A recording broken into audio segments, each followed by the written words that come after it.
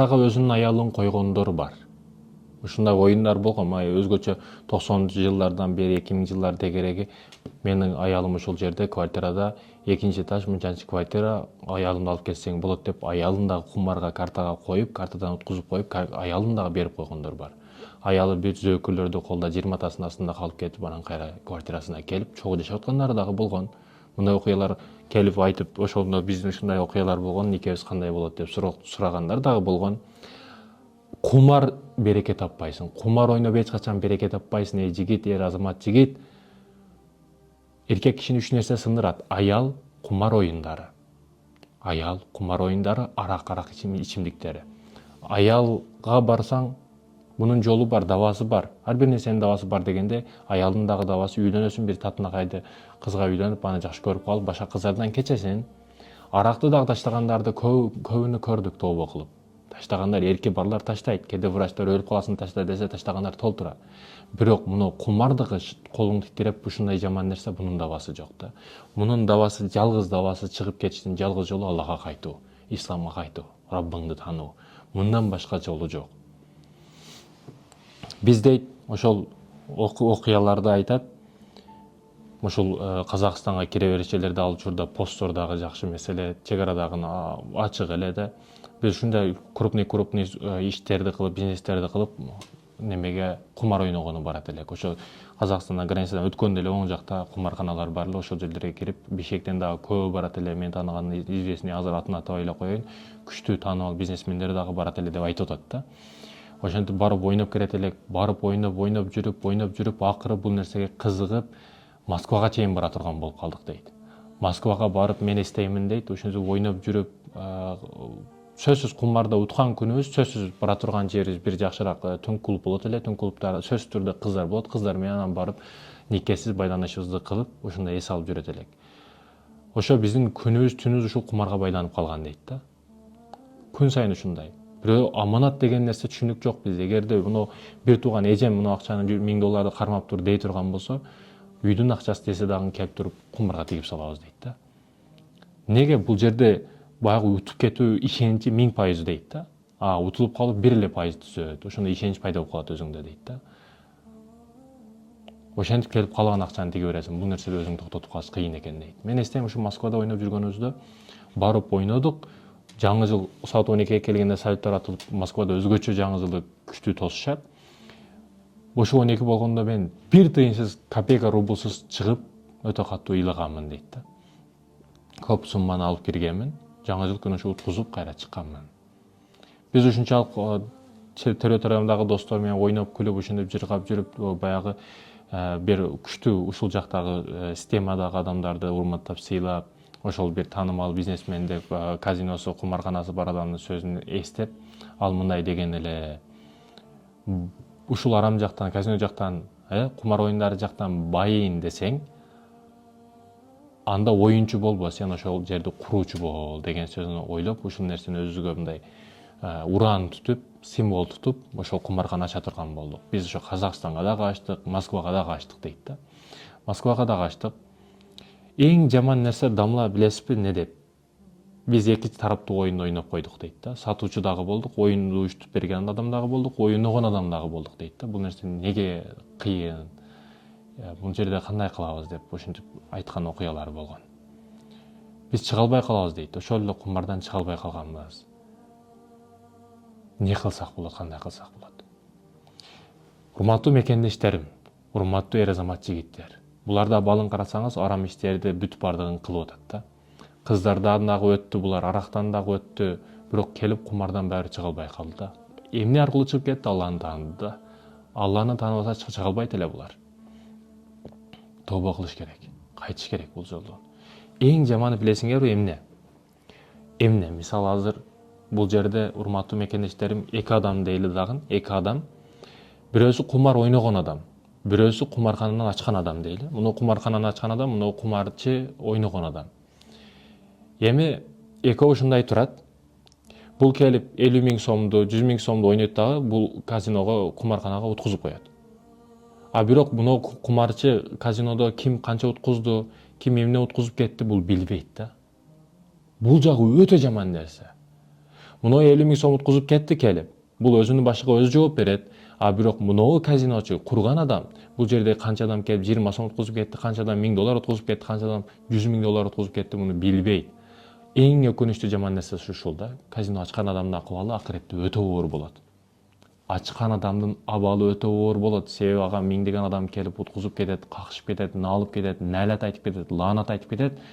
Бул адам кор болот. Акырети жаман болот. Бул жерде тек башына өзү жооп берет, а бул жерде салган адам 1000 адам үчүн жооп берет. Аны билбейт, каяктан табат? Бул жерден кечирим сурап, мен сенин акчаңды алдап алып койдум эле деп туруп 20 сом кайтарып бериш үчүн ал адамды таба албайт. Каяктан табат ал 7 миллиард адам ичинен? Ойлонуш керек ошол маселеде. Ошол маселеде ойлонуш керек, урматтуу жигиттер. Ошол эле бүгүн баягы Игорь Калмаров деп кинолорду көрүп аткандар, кино аркылуу кызыктырып, алар ошол оюндарга алып келип атат. Мен өтө жаштарга таң калам. Мен мисал үчүн Google'га кирем, керектүү маалыматты жазам, китеп бирдеке маалымат керек. Google'дан эле издейм да. Башка менде соцсеттер жок колдоно турган. Телефон бар менде дагы, сүйлөшөм, башка кылам. Бирок ошол эле баягыдай кошумча Facebook дейби, TikTok дейби мындай сайттар жок менде. Неге? Себеби булар пайдалуу маалымат бербейт да мага. Мен эч бир артисттин көрөрманы эмесмин, угарманы эмесмин. Артист мага не берет? Не пайда берет? Менин келечегиме, менин рызкыма не пайда берет? Менин карьерама не пайда берет? Бир тыйын пайдасы тиеби ошо артисттин? Блогердин пайдасы тиеби бир тыйын мага? Жок, ошондуктан ойлонуш керек, ойгонуш керек. Не маалымат керек болсо ошо Google'га кирип жазсаң болот, чыгарып берет толтура кылып маалыматты. Бул кошумча сайттар, баягы 2 мүнөттүк, 2 секундтук, 1,5 мүнөттүк видеолорду көрсөтө турган жерлер, бул элди алдаш үчүн, элдин убактын өткөзүш үчүн болуп атпайбы булар? Кандай түшүнбөйсүң ушул нерсени? Ошол эле YouTube'га жазсаң аудиокнигада толтура чыгат. Аудиокнига окупайсың ырларды уккандан көрө. Пайдалуу нерсени кылгандын ордуга пайдасыз нерсени кыласың да. Кээде кээ бирөөгө англис тилди үйрөн, жакшы болот десең, үйрөнүштү каалабайт да. Англис тилди бир карьерага барып 1 жыл иштесең, 10 жылда иштегениңди табасың. А тилди бирбей алып 10 жыл иштейсиң ал жерде. Ошо 1 жылдын акчасын табыш үчүн. Мында ойлонуш керек дей. Кара санаган душман катары эмес. Биз улутту, муунду, кыргызды ойлогондугубуз үчүн кээде күйүп ичиңден ыйла берген, сен билген нерсени ошо билбегендиги үчүн ичиң күйөт да.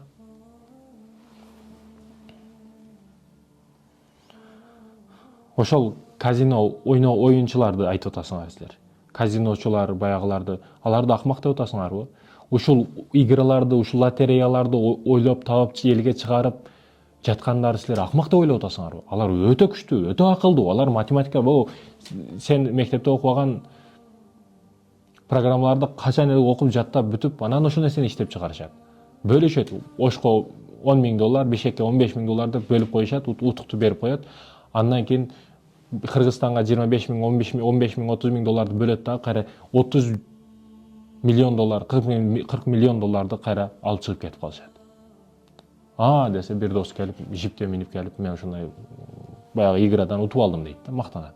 Анын достору келип, үйүнү сатып ошону тиге берет. Мындай окуялар көп.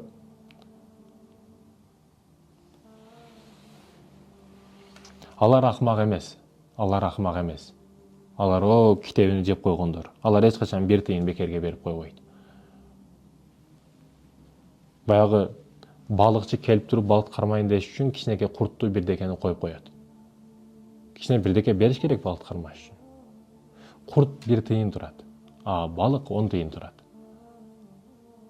Кичинекей арзыбаган нерсени берип, миңдеген нерсебизди суруп алып кетип атат да. Ушу кумар оюнду ойногондор, уюштургандар. Алар ошондой жаштардын кайсыл стратегик да аларчы? Жаштар эмнелерди көрүшөт, кайсыл сайттарды көрүшөт, кандай эмелерди көрүшөт, ошон үчүн ошол жерлерге бүт рекламаларын тыгышат. Бактылуу болуп кетесиң дейт, 1 секундта ошончо миллион таап коесуң дейт. Жаштарга баягы азыр жаштар бүт баягы алдынан 1 секунддан акча түшүп калышты каалайт да. Эмгек кылып жетишти каалабайт. Дароо доллар келиш керек да, 1 пачка. Ошол нерсени бул игра оюндар бериштин жолун көрсөтүп коет да.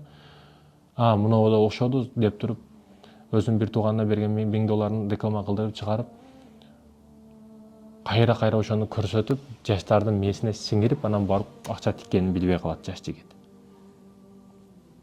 Кайсыл жерлерге, уятсыз фильмдердин ичине, артисттердин арканда клип силип бирдекелердин ичинде рекламаларын коюшат экен булар. Себеби ошол учурда жаш жигит алданып аткан болот, өзүнүн убактысын өткөзүп аткан болот. Ооба билебиз бүгүн